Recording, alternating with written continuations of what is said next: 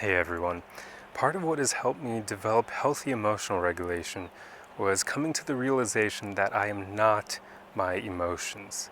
A lot of people identify with their emotions, and this creates a lot of problems.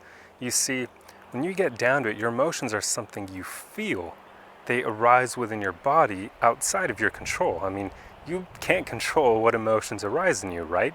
You can kind of control the way you react to them, and over time, if you ground yourself a lot and you meditate and that sort of thing, you can kind of control what emotions will arise in you, but you still can't control the fact that they will arise in the first place. You can't stop something like that from happening, just like you can't really stop your heart from beating intentionally. So it's a similar thing.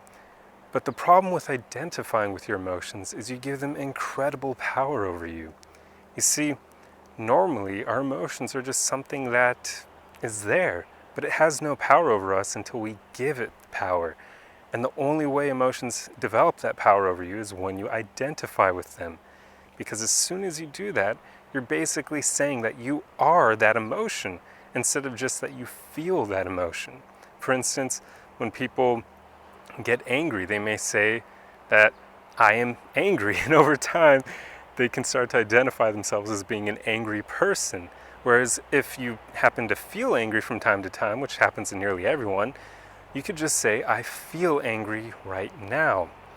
And when you say that, you're not identifying with the emotion. You're not giving it that power over you, because you're merely saying that I feel this in this exact frame of time, but after this time period is over, that emotion will be gone, and I am not that emotion. I am not an angry person. I merely feel angry sometimes. Do you see what I'm getting at? So don't identify with your emotions. Realize that you are not your emotions. You're the observer behind them. So you can choose to not give them that power over you. And along with this, another part of healthy emotional regulation is choosing not to act on your emotions most of the time. Very rarely is it worth it to act on your emotions, and it's up to you to figure out when these times are in your own life. But for the most part, you really shouldn't act on your emotions, especially the heavier ones like anger and sadness and that sort of thing, because they can make you do things that you regret. For instance, when you're angry, you could reach out and physically hurt someone you care about, or you could say something really venomous to them that could hurt them. And when you're sad, you could commit self-harm and then later on regret it. So don't act on your emotions as much as possible. But very occasionally, there will be times where it's worthwhile. For instance, in my own life, there are occasions where I'd want to act on my anger. For instance, if someone was threatening me or the people I care about and they were threatening physical harm on us, you could be damn sure that I'm going to act on that and be ready to protect myself and the people I care about.